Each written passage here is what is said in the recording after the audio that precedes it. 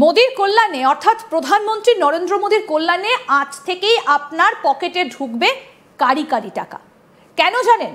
কারণ মধ্যবিত্তের কথা মাথায় রেখে কমিয়ে দেওয়া হয়েছে জিএসটির অঙ্ক। বিশেষত যেটা সব থেকে বেশি গুরুত্বপূর্ণ, জীবন ধারণের জন্য যেগুলো আমরা প্রত্যেক দিন প্রতিনিয়ত যেগুলোর ওপর নির্ভর করে থাকি, অনেক ক্ষেত্রে দেখা যাচ্ছে যে সেগুলোর জিএসটিও প্রচুর কমে গেছে, কোথাও কোথাও আবার শূন্যতে এসে পৌঁছেছে। সামনে ধনতেরাস আসছে, শুভ দিন। সেই শুভ দিনে আপনি সোনা কিনতে পারবেন, কারণ তার জিএসটি অনেকটা কমে গেছে, সোনার দামও অনেকটা কমে যাবে। এই জিএসটি আজ থেকে যেটা নতুন করে ক্যালকুলেট করা হবে, নতুন স্টিকার বসবে জিনিসপত্রের ওপর। তো কিভাবে আপনার পকেটে কারি কারি টাকা ঢুকবে তার নিনজা টেকনিক আজ তাক বাংলার হাতে। এবং আপনাদেরকে দেখাবো যে দোকানে যখন আপনি কেনাকাটা করতে যাবেন তখন দোকানি যেন আপনাকে বোকা বানাতে না পারে। যে জিনিসটা আপনি কিনছেন তার দাম কতটা কমেছে, মানে জিএসটি কতটা কমানো হয়েছে, সেটা আপনাদেরকে আজকে আমরা দেখাবো। যার ফলে আপনি যখন সেই জিনিসটা কিনতে যাবেন তার জন্য দোকানি কোনোভাবেই যাতে আপনাকে বোকা বানাতে না পারে, সেটা এখন থেকেই আপনি মোটামুটি দেখে নিন। আমি প্রোডাকশন টিমকে বলবো যে জিএসটির দাম কতটা কমছে, এই জিএসটি কমে যাবার পরে সেগুলো এক এক করে আপনাদেরকে আমরা দেখাবো এবং নাম ধরে ধরে সেগুলো আপনাদেরকে দেখাবো। প্রথমে আপনাদেরকে যেটা বলি যে 56তম জিএসটি কাউন্সিলের সভা থেকে এই জিএসটির হারটাকে পরিবর্তন করা হয়েছে। সকালে ঘুম থেকে ধরুন আমরা উঠে সবার আগে কি করি?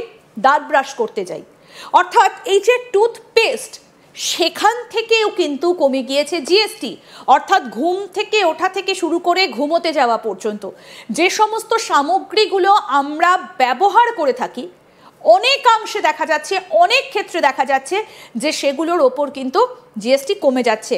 তাই দোকানে যাওয়ার আগে, সেগুলো কিনতে যাওয়ার আগে একবার চোখ বুলিয়ে নিন, তাহলে দোকানে গিয়ে আপনাকে সমস্যায় পড়তে হবে না। আপনার পকেটে কারি কারি টাকা তো ঢুকবেই, এমনকি আপনাকে কোনো অস্বস্তিতেও পড়তে হবে না। আসুন সেদিকে নজর রাখি।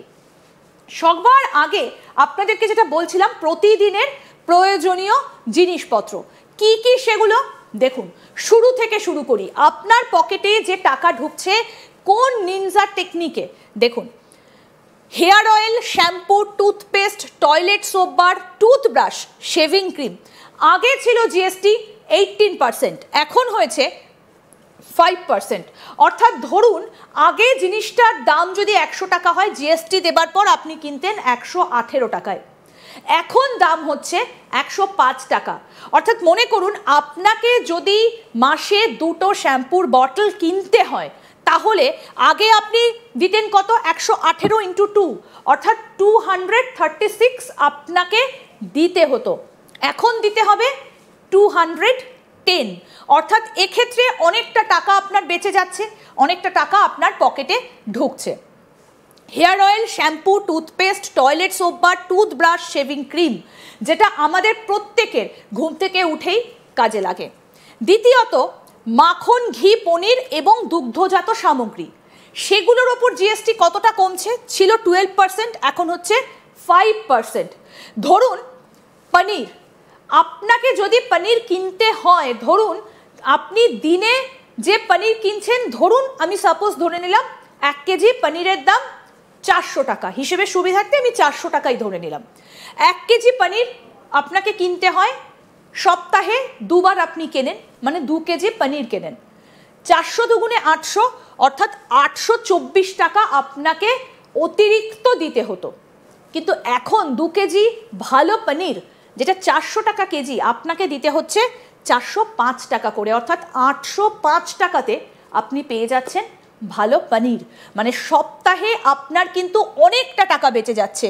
অর্থাৎ যে এক্সট্রা টাকাটা আপনাকে দিতে হতো 824 টাকা, সেটা কিন্তু 810 টাকাতেই আপনার মিটে যাচ্ছে। খেয়াল রাখবেন যে জিনিসটা আপনি কিনতে যাচ্ছেন সেই জিনিসটার উপর কত শতাংশ জিএসটি লাগু হলো এবং আপনি কত টাকা দিচ্ছেন। কোনোভাবে আপনি ঠকে যাচ্ছেন না তো? এটা কেনার আগে এই চার্টটা, যেটা এই মুহূর্তে আজ তাক বাংলা আপনার সামনে তুলে ধরছে, আপনার হাতে তুলে দিচ্ছে, সেই চার্টটা কিন্তু খুব ভালোভাবে দেখে নেবেন।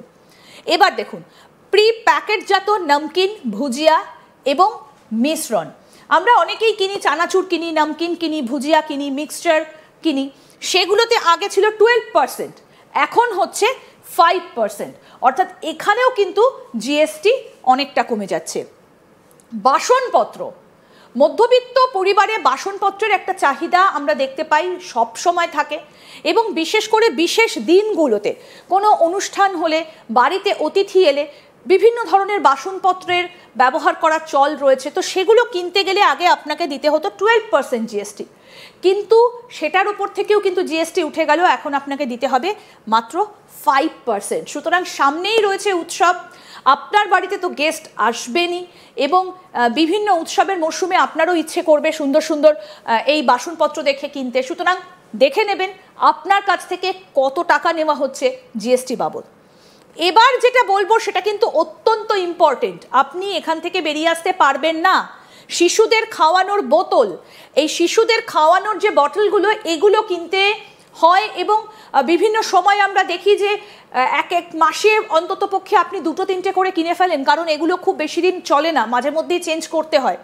তো সেই কারণে, এবং ন্যাপকিন, ক্লিনিক্যাল ডায়াপার, বিশেষত যাদের বাড়িতে ছোট বাচ্চা রয়েছে কিংবা অসুস্থ মানুষ রয়েছেন, তাদের কিন্তু এই ক্লিনিক্যাল ডায়াপার, ন্যাপকিন এগুলোর ভীষণভাবে প্রয়োজন হয়, এবং এগুলো এতটাই প্রয়োজন হয় যে আপনি না কিনে পারবেন না, এবং কিনতে কিনতে আপনার পকেট ফাঁকা হয়ে গেলেও আপনাকে কিনতেই হবে। সেই জন্য দেখছি, যেটা দেখাচ্ছি, 12% জিএসটি ছিল, সেখান থেকে হয়ে গেছে 5%।